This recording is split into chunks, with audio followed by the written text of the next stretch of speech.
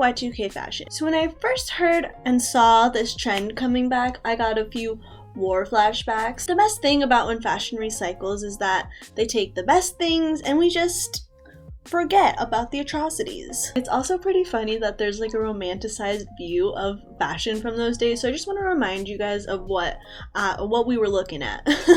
No, God! No, God, please, no! No!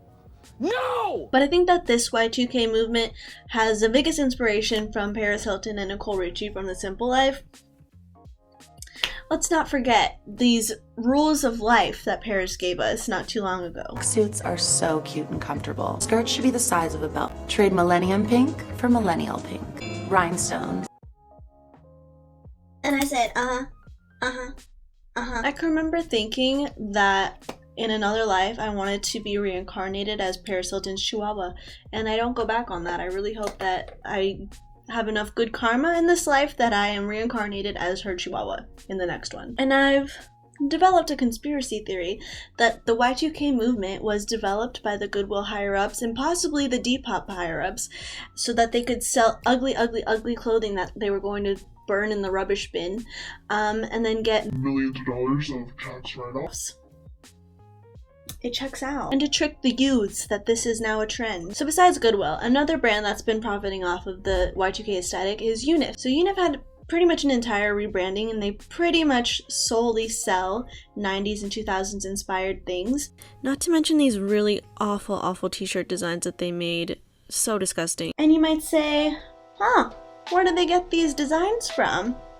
Where did they get the inspiration? Oh, from stealing them. Let's check out this Instagram called UNIF Copied. Now they post screenshots of the original design and then the design that UNIF copied.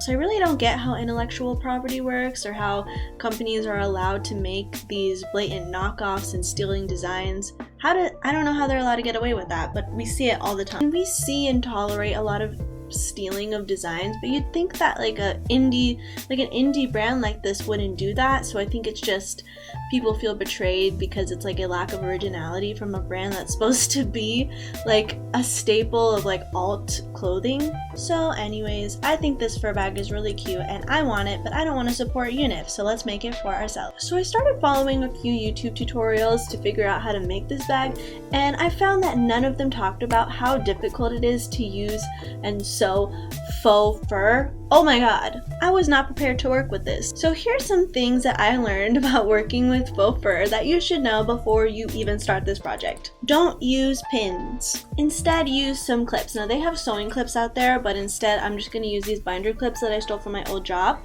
and some snack clips that you're supposed to use when you don't finish the entire bag of chips in one sitting, but obviously I never use these. So when you sew these fabrics together, you're going to want to tuck a lot of it inside itself.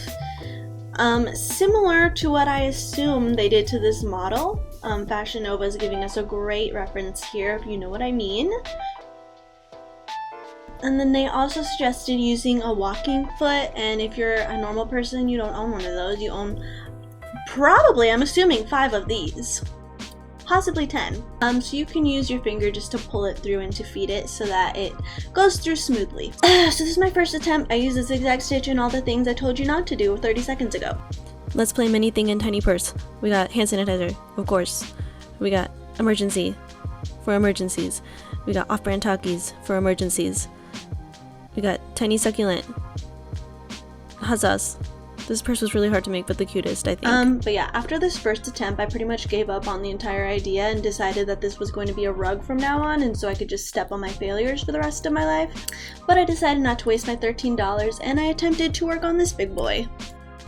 So then I'm going to cut 2 exact same toaster-shaped squares out of the fur, and then I'm going to do the same for the inner lining. I just use this silk tablecloth. And then there's Mittens, like in her belly. Thank you, Mittens, for your help. I appreciate it. So yeah, this time I used a straight stitch and my clips, and it made things a lot easier. For both the fur and the inner lining, we're going to sew a U all around the sides and make a little pouch. And then turn it inside out. Okay, so now I got 2 pouches, inner and outer lining. Just put them inside of each other and then match them up to the seams. And I saw a lot of people did like some fancy flipping inside out, whatever. My brain said, no, we're not gonna do that. So I'm just gonna roll the fur over the inner lining just like that. And I'm gonna sew straight on top of it because it hides all of the raw edges.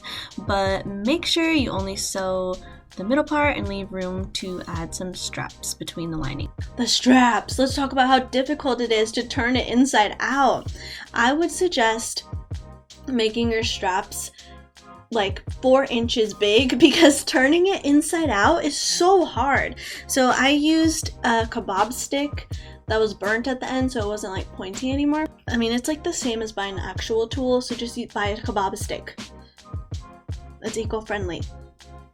So I'm putting that strap in between the inner lining and the fur with that space that we left. But as you can see, she is thicker than a bowl of oatmeal and she cannot go under that presser foot. So then I found the biggest needle that I could find, like the needle that would be an Excalibur to a rat kingdom. And then I just hand sewed it. And the best thing about hand sewing over fur is that you don't have to care about what the stitching looks like. Like they can be as uneven and ugly and messy as you want, but the fur hides it. And that's so awesome because I was tired at this point. I'm gonna say this. I live in a place where it's over 100 degrees 7 months out of the year, and wearing a fur bag on your shoulder, it was damp. Honey, it was damp in there. It was not. Save this for the winters.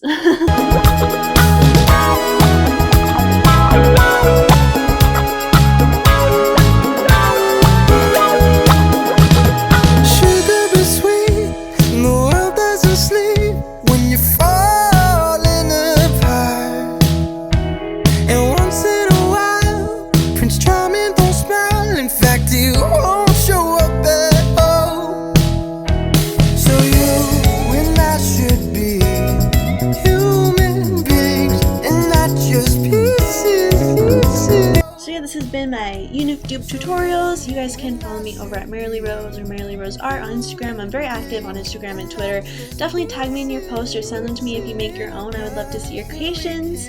And if you have any other UNIF dupes that you'd like me to recreate, definitely let me know in the comments. And let me know what you think. Alright guys, see you next time. Bye.